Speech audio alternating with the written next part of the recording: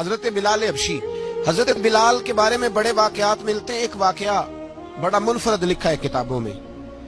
حضرت بلال سے لوگوں نے کہا آپ نبی پاک سے متاثر کیسے ہوئے؟ تو جناب بلال کہنے لگے میں زیادہ لوگوں کو، مکے کے لوگوں کو جانتا ہی نہیں تھا، کیونکہ میری ڈیوٹی تھی گھر میں کام کرنے کی اور مجھے سخت سزا ملتی تھی امیہ بن خلف کی طرف سے. بلکہ تحقیق یہ ہے کہ یہ عبداللہ بن جدان کے غلام تھے. امیہ بن خلف نے تو جب انہوں نے کلمہ پڑھا تو پھر خریدا. عبداللہ بن جدان کہنے لگا میں فارغ نہیں، آپ لے لیں، آپ اس کو سزائیں دیں. تو کہتے میں ان کے گھر میں ہوتا تھا تو میں تو زیادہ لوگوں کو جانتا ہی نہیں تھا، کبھی مجھے موقع ہی نہیں ملا تھا باہر نکلنے کا.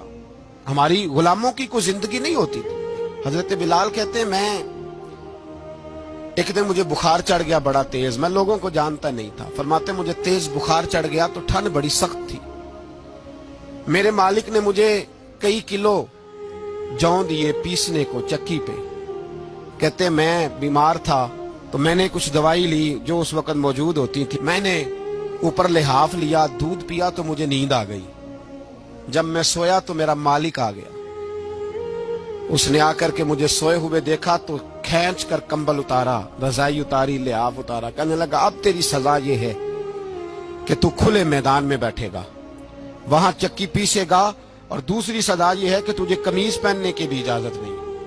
حضرت بلال کہتے ہیں تیز بخار، ٹھنڈ کا عالم، اور جب میں چکی پیس رہا تھا تو رو رہا تھا اور میں پوچھ رہا تھا خدایا ہمارے نصیب، اللہ ہمارے مقدر ہے جرم ضعیفی کی سزا مرگ مفاجات.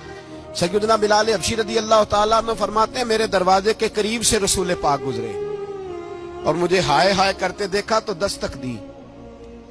میں نے کہا کون ہے؟ دروازہ کھلے آ جاؤ. محبوب اندر آئے تو پوچھنے لگے کیوں رو رہے ہو؟ میں نے کہا جاؤ اپنا کام کرو. یہاں دکھ سارے پوچھتے ہیں، مداوا کوئی نہیں کرتا. یہاں باتیں سارے سنتے ہیں، یہاں تقریریں سارے کرتے ہیں، حقوق غریباں پر بات سارے کرتے ہیں، مداوا کوئی نہیں کرتا. جاؤ اپنا کام کرو. کہتے ہیں میں نے سخت جملے کہے معاذ اللہ. حضور چلے گئے اور جب حضور جا رہے تھے تو میں کہہ رہا تھا بس جا رہے ہو نا، میں نے پہلے ہی کہا تھا جاؤ.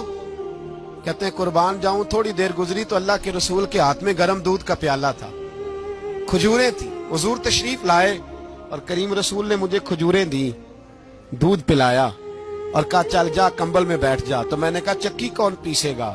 وہ تو بڑا مارے گا. کہتے ہیں لوگو اس نبی کا میلاد اور معراج بھول نہ جانا، اس رسول پاک کی محبتوں میں کمی نہ آنے دینا، اس محبوب کا نعرہ ساری دنیا میں لگا دینا. فرماتے ہیں میرے حبیب کے میں قربان جاؤں. مصطفیٰ کریم نے فرمایا تو بیٹھ رضائی میں اور آج تیرے حصے کی چکی میں پیسوں گا. کہتے ہیں ساری رات حضور چکی پیستے رہے، ساری رات.